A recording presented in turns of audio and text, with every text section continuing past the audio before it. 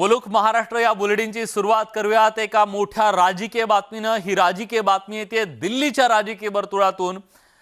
2024च्या लोकसभा निवडणुकीच्या तयारीच्या दृष्टीने विरोधकांनी आता कंबर कसलेली दिसते आणि या दृष्टीने विरोधकांची महत्त्वाच्या नेत्यांची एक बैठक दिल्लीत पार पडली आणि या बैठकीचं राजकीय कनेक्शन महाराष्ट्राशी आहे, कारण शिवसेना आता यूपीए मध्ये जाणार असल्याचं सूत्रांनी न्यूज 18 लोकमतला सांगितलंय।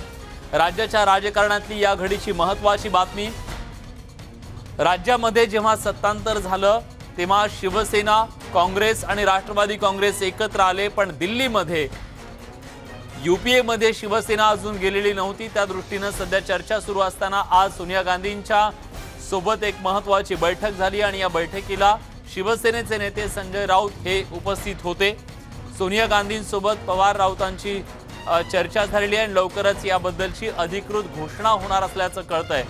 बघूयात काय नेमकं सांगण्यात आलं।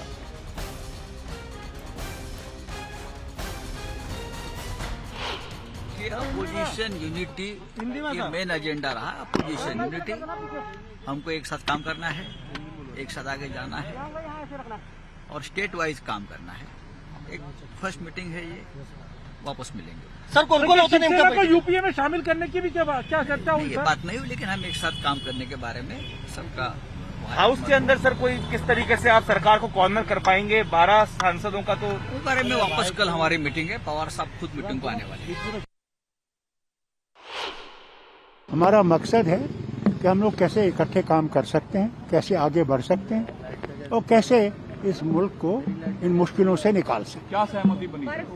हम लोगों की बहुत अच्छी सहमति बनी है, बहुत अच्छी सहमति। यूपीए और मजबूत होकर उभरेगा सर? मुझे उम्मीद है कि बहुत अच्छा मजबूत। We are that all the oppositions are together. Sir, but some strategy has been finalized for the house, sir. Oh, that cannot be revealed. It's each and everything we cannot share it with the media. No, it is not proper. We have discussed many things. या संपूर्ण राजकीय घडामोडीवर अधिक बोलण्यासाठी आपल्या सोबत आपले प्रतिनिधी जोडले गेलेले आहेत। दिल्लीहून आपले प्रतिनिधी प्रशांत लीला रामदास आहेत आणि इकडे मुंबईतून विनोद राठोड आपल्या सोबत जोडले गेलेले आहेत। सुरुवातीला मी विनोद यांच्याकडे जातोय, कारण त्यांच्यासोबत जितेंद्र आव्हाड सुद्धा असल्याचं कळतंय। विनोद, महाराष्ट्राच्या दृष्टीने सुद्धा ही महत्त्वाची बातमी, कारण शिवसेना अखेर यूपीए मध्ये जाते। शिवसेनेनेच पुढाकार घेतला होता यूपीए पुन्हा मजबूत करण्याच्यासाठीचा। याचे काय परिणाम होतील महाराष्ट्राच्या राजकारणावरती शिवसेना यूपीएत गेल्यास? नक्की विलास, आपल्याला माहिती आहे की महाविकास आघाडीमध्ये बनवण्याचं काम शरद पवार यांच्या नेतृत्वात झालं आणि ते सरकार आता चांगल्यापणे सुरू आहे आणि त्याच पार्श्वभूमीवर आता मात्र दिल्लीमध्ये यूपीए एकत्र करण्याचा, विरोधी पक्षांना एकत्र करण्याचाही प्रयोजन या ठिकाणी करण्यात आला येत आहे। आणि त्याचबरोबर शरद पवार यांनी आज सोनिया गांधीची भेट घेतली आणि त्या भेटीचे काय नेमके कारण असू शकतात, आपल्यासोबत यावर बातचीत करण्यासाठी आहेत राष्ट्रवादी काँग्रेस पक्षाचे वरिष्ठ नेते आणि मंत्री जितेंद्र आव्हाडजी। सर, आज सोनिया गांधी आणि शरद पवार यांच्या साहेबांची भेट झाली आहे, एकंदरीत या भेटीकडे कसं बघता? दोघंही यूपीएचं जेव्हा फॉर्मेशन झालं तेव्हा दोघंही एकत्र होते, त्याच्यामुळे यूपीएने पुढचा प्रवास कसा करावा ह्याच्यासाठी ही जर मीटिंग झाली असेल तो 2024च्या लोकसभेच्या निवडणुकांची पूर्वतयारी ही चांगल्या प्रकारे चालू आहे असं म्हणता येईल। एक प्रश्न असा आहे की यूपीएला जोडण्याचं काम शरद पवार यांच्या नेतृत्वात होणार आहे आणि शरद पवार साहेबांनी जर पुढाकार घेतला तर काँग्रेस पक्षाला हरकत नाही, पंतप्रधान पदाची उमेदवारी होऊ शकतं। मला त्याच्याबद्दल काही बोलायचं नाही, पण या देशामधल्या विविध पक्षांच्या नेत्यांना एका छत्रीखाली आणण्याचं काम जर कोणी करू शकत असेल तर ते फक्त शरद पवार साहेब आहेत, बाकी काळ ठरवेल। आणखी एक प्रश्न असा आहे की शिवसेना जी आहे ती अजूनही यूपीएच्या याच्यामध्ये अधिकृत सामील झाली नाही, परंतु शिवसेना बैठकीला मात्र हजर आहे। हे इंडिकेशन है ना, बस ना, समझने वाले को इशारा काफी होता है। म्हणजे महाविकास आघाडीचं जे प्रयोजन आता महाराष्ट्रात सुरू आहे तसंच आणखी मजबूत एक काम आणि यूपीला मजबूत करण्याचं काम आता शरद पवार साहेबांच्या नेतृत्वात दिल्लीमध्ये होईल असं तुम्ही म्हणू शकता? हे बघा, पुरोगामी विचारांचा देश टिकावा म्हणून पवारसाहेब पाहिजे ती ताकद लावतील याची मला खात्री आहे. म्हणजे तुम्हाला ही खात्री आहे की शिवसेनेसारखे पक्ष आणखी तुमच्यासोबत जुडतील आणि शरद पवार यांच्या नेतृत्वात युपीए मजबूत होतील? विनोद असं मी असलं काही बोलणार नाही. शिवसेना जुटेल नाही जुटेल. विनोद पण जितेंद्र पवार आव्हाड यांना साहेबांवर एक प्रश्न विश्वास आहे विचारा. म्हणून तर महाविकास आघाडीच्या ह्याच्यात हा विनोद, एकत्रित आहे. जितेंद्र आव्हाडजींना प्रश्न विचारा. ते काही दिवसांपूर्वी म्हणाले होते की भाजप आम्हाला फारसा दूर नाहीये. आता भाजप खूप दूर गेलाय असं म्हणायचं का ह्या सगळ्या घडामोडी पाहता?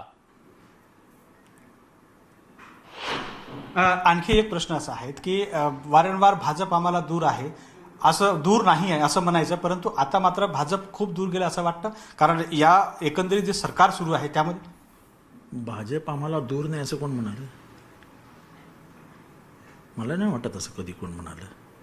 आणि पवारसाहेब तर कधीच म्हणालेले नाहीत. आणि शेवटी आमच्या पक्षामध्ये पवारसाहेब सांगतील ती लक्ष्मण रेषा आहे. त्याच्या बाकीच्या काय बोलतात, कसे बोलतात हे फक्त न्यूज चॅनलचा पुरतं मर्यादित असतं. घडू काहीच शकत नाही. शेवटचा प्रश्न, ही शाश्वती आहे तुम्हाला की शिवसेना तुमच्यासोबत अखेरपर्यंत राहील? 100% राहील. 100% राहील. नक्की विलास, हो. जितेंद्र आव्हाडांनी त्यांनी एक शब्द फार महत्वाचा म्हटला आहे की इशारों में बहुत कुछ कह दिया है, आणि त्यांचं मत आहे की समजणाऱ्यावाल्यांना इशारा काफी आहे. म्हणजे याचाच अर्थ असा होतो की आता शिवसेना युपीए मध्ये येण्यास तयारी लागली आहे. ठीक आणि याची हे आहे, संकेत ठीक आहे. तसेच संकेत अशी पावलं पडताना दिसत आहेत. मला दिल्लीला जायचं आहे. प्रशांत, काही दिवसांपूर्वी मुंबईत येऊन ममता बॅनर्जींनी एक प्रश्न विचारला होता, कुठं आहे युपीए? आज त्या प्रश्नाचं उत्तर देण्याचा प्रयत्न झाला का? कुठं आहे युपीए? बरोबर आहे. ममता बॅनर्जीने ज्या पद्धतीचं वक्तव्य केलं होतं, त्या वक्तव्यानंतर शिवसेनेच्या वतीने ज्या पद्धतीनं चर्चा सुरू झाल्या होत्या आणि त्यानंतर काँग्रेसच्या सर्व नेते, राज्यातले असो की केंद्रातले असो, हे सर्व नेते ममता बॅनर्जीवर तुटून पडले होते. पण आज ज्या पद्धतीनं सर्व विरोधी पक्षांना एकत्र घेऊन एक अत्यंत महत्वाची बैठक घेण्यात आली. ही बैठक 10 जनपद निवासस्थानी घेण्यात आली.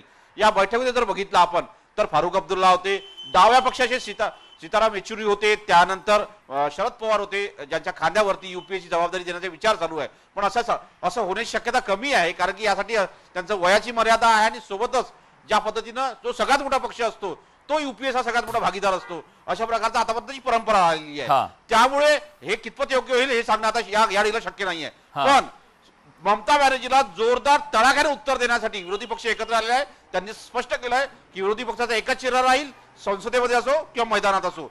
आणि त्यानंतर संजय राऊतांनी ज्या पद्धतीने वक्तव्य केलं, स्पष्ट विचारण्यात आलं की युपीएमध्ये शिवसेना सहभागी होणार. प्रशांत, मी येतो तुमच्याकडे, पण मला विनोदकडे जायचं आहे.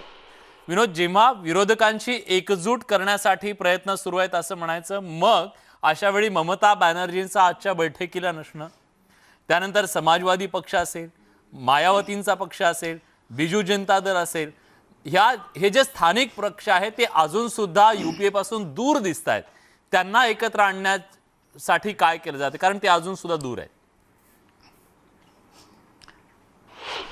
नक्की विलास, आपल्याला माहित आहे की ममता बॅनर्जी खुद मुंबईला येऊन शरद पवार यांची भेट घेतली, त्यामुळे यामध्ये कुठल्याही प्रकारचं अडचण नाही आहे. कारण आपल्याला माहित आहे की विरोधी पक्षांची जी मोठी बैठक आहे ती होणार आहे आणि याबाबतची माहितीही आपल्याकडे आहे. सर्वात महत्वाची बाब की शरद पवार यांच्या नेतृत्वात सोनिया गांधी यांची बैठक होणे ही फार महत्वाची, कारण सोनिया गांधी म्हणजे काँग्रेस पक्ष हा सर्वात मोठा पक्ष आहे आणि त्यांना डावलून चालता येणार नाही, त्यामुळे त्यांना सोबत घेणं गरजेचं आहे. आणखी आपले काही प्रश्न आहेत ते विचारूया. सर, असं चर्चा होत आहे की ज्याप्रमाणे ममता बॅनर्जी शरद पवार साहेबांना भेटल्या, परंतु आजच्या बैठकीला ते नाहीत, त्यामुळे असे संकेत मिळतात की काही विरोधी पक्ष अजूनही नाराज आहे. असं काय नसतं त्यांच्या. असं आहे की टीव्ही समोर काय बोलले आणि खोलीत काय बोलले हे कप इथे आहे आणि ओठ इथे आहे. त्यामुळे म्हणजे तुमचा जो दावा आहे, सगळे विरोधी पक्ष आता हळूहळू एकत्र येतील, त्यामध्ये सपा असेल, बसपा असतील. असं अटल बिहारी वाजपेयींचं जे सरकार पडलं ते कदाचित कोणाला माहीत नसेल. ती संपूर्ण जबाबदारी पवारसाहेबांची होती. एकमतानेच पडलं ना. ते मला माहिती आहे साहेबांची जे काही पॉलिटिकल कनेक्शन्स आहेत,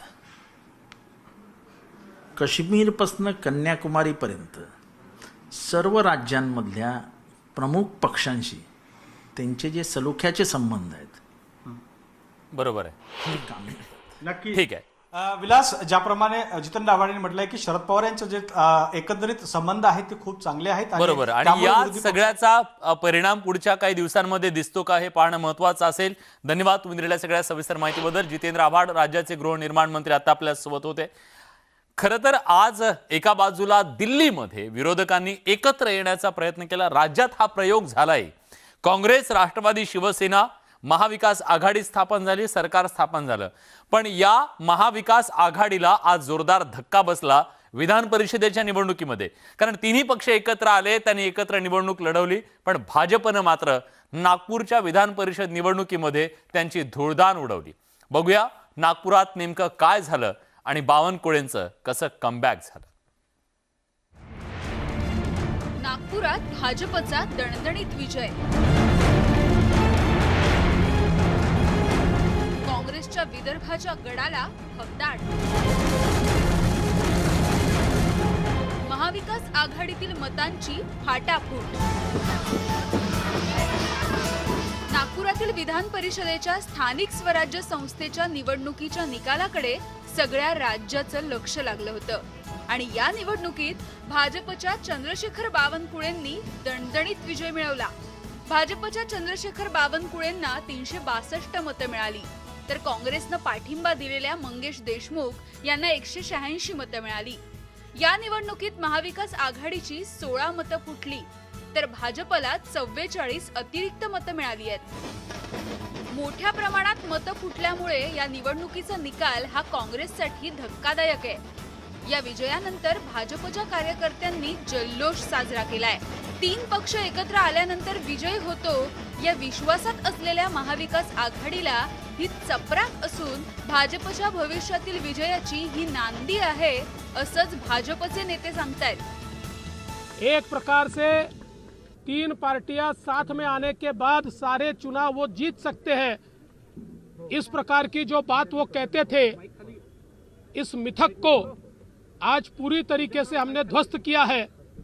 और विशेष रूप से मैं ये मानता हूं कि चंद्रशेखर बावनकुळे जी के विजय के साथ हमारे नए विजय की मालिका शुरू होती है. काँग्रेसमध्ये प्रचंड अफरातफरी झाली, प्रचंड मतं फुटली. कारण हुकुमशाही, मुघलशाही पद्धतीने पक्ष चालवणे याचे हे उदाहरण आहे. प्रदेश अध्यक्ष नाना पटोले हे 2 मंत्र्याच्या दबावात आले. त्यांनी उमेदवार बदलवला. एक उमेदवाराला तिकीट दिली, दुसऱ्या उमेदवाराला मत टाकायला लावले. ही पक्षातली हुकुमशाही मतदाराला मान्य नव्हती, जनतेला मान्य नव्हती.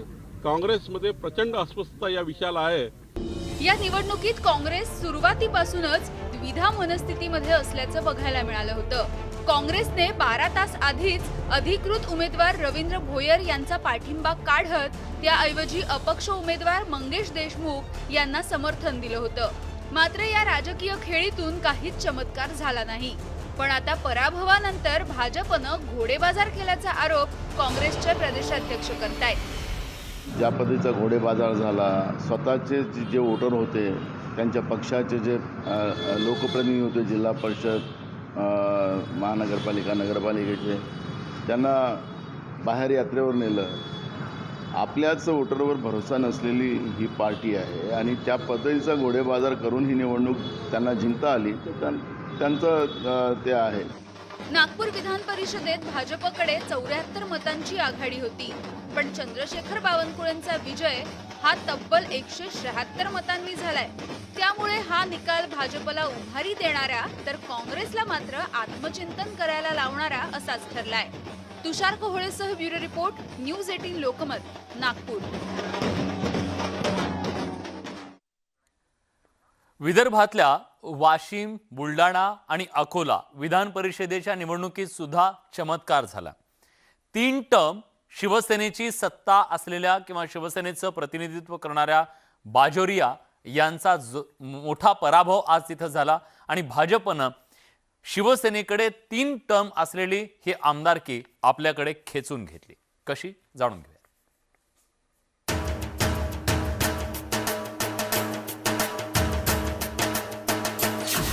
अकोला बुलढाण्यात भाजपची बाजी, शिवसेनेच्या उमेदवाराचा पराभव, मवियाच्या मतांमध्ये मोठी फाटाफूट, महाविकास आघाडीत संशय कल्लोळ.